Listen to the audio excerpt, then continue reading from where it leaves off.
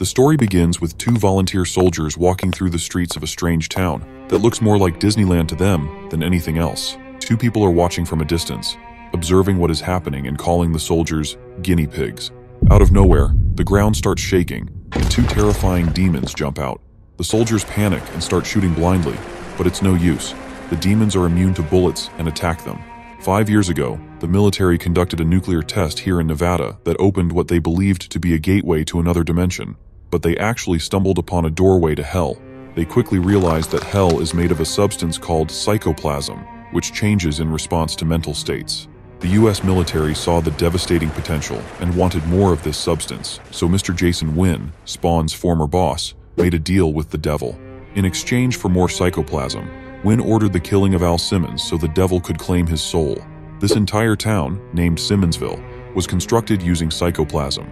Wynn used the soldiers to demonstrate its potential to a major from the US Army, hoping to secure more funds for the project.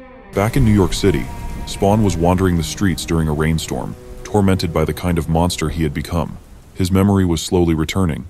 He remembered his wife and his death, but he didn't yet know who killed him, or who sent him to hell. If I'm dead, how come I have a body? Since when did dead guys get to have bodies? And if I'm here, what did they bury in Al Simmons' grave? There was only one way to find out. But first, Spawn needed to let off some steam.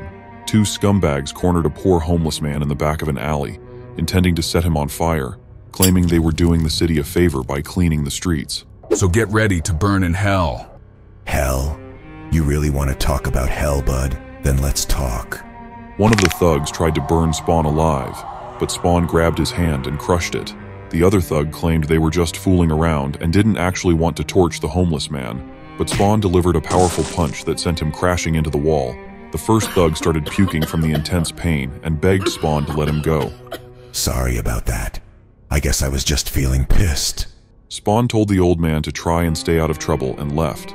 Not far away in Midtown Manhattan, in a mirror-walled building with no name and no number, a woman named Gabriel informed her assistant that she had just received new orders from upstairs.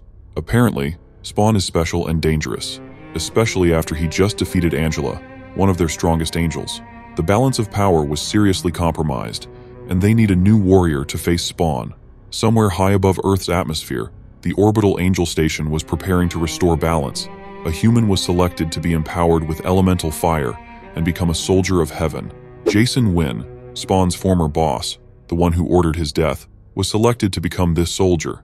He was teleported aboard the orbital station and contacted by the two angels there, who told him they were working for a higher power, just as he would be once their work was done. The two angels declared that the transfer was complete and that Wynn was now their creature. They made him strong and terrible, so that he could return and destroy the Hellspawn. Meanwhile, back on Earth, Spawn wanted to find out what happened to his human body, so he went to the cemetery where he was buried. He dug up his grave and was shocked to find his rotting corpse still inside. What am I? God help me. What have you done to me? The devil decided to torment Spawn a little longer after he finally realized that the body he currently wears is not his earthly body, which lies decaying in his grave. He grabs Spawn and teleports him to Simmonsville. He shows Spawn a memory of the time he got on his knees and begged Wanda to marry him, but this infuriated Spawn, who demanded that the demon show himself. However, it wasn't the devil who decided to appear. Someone else came roaring down from the heavens at lightning speed and crashed behind Spawn. Hellspawn, I've come for you. I've come to destroy you, Hellspawn. Yeah? You're welcome to try. The anti-Spawn didn't waste any time and powered up immediately, shooting Spawn with a powerful energy blast that sent him flying directly through the church window.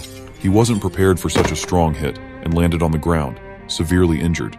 He was swarmed by earthbound demons who wanted to steal his costume, but the anti-Spawn ordered them to keep their stinky hands off him. He wanted Spawn all for himself. He burned all of the demons, filling the air with the smell of burning meat and sulfur. Spawn couldn't believe just how strong this guy was and wondered if he was stronger than him. The beating continued, and Spawn was barely hanging on, struggling to remain conscious. He was running out of options and couldn't defend himself, so he did the only thing he could do: run away. He transformed his body into tiny molecules and teleported back to New York City, to the same dark alleys he now calls home. His homeless friends greeted him, and he wanted to catch his breath, but his former boss was right behind him.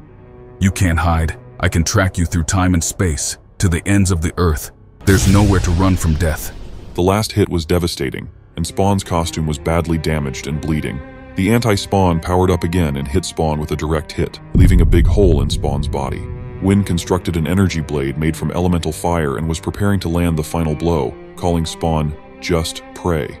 But the only one getting hurt was Spawn's former boss because the homeless guys decided to jump in and attack him, trying to defend their friend. Wynn was enraged and threatened to burn their eyes out, but the men didn't back down and stood their ground. This gave Spawn enough time to recover from his previous hit, and he surprised his enemy from behind, claiming the people were under his protection. He knocked the anti-Spawn to the ground, but he immediately recovered and charged again, saying he wanted Spawn to experience the agonizing pain he was feeling from the elemental fire. Feels like live wires burning lights in my head. Jesus, don't let me pass out. But Spawn noticed that the anti-Spawn was getting weaker. He had expended too much energy at the start and was running low on power, similar to his own limitations. Spawn managed to pin him to the ground, grabbed his head, and welcomed him to the real world. He then threw his fist right through his enemy's face, exiting on the other side. But the anti-Spawn wasn't dead yet and vowed to retaliate. Spawn powered up and shot him with a beam of green energy, blasting through his body and leaving a big hole. Spawn had won. The second official battle between Hell and Heaven went in his favor, but the war was just beginning. The anti-Spawn was instantly teleported aboard the angelic space station high in space, where the angels gathered around him, saying this was just a test run. They just needed more elemental fire.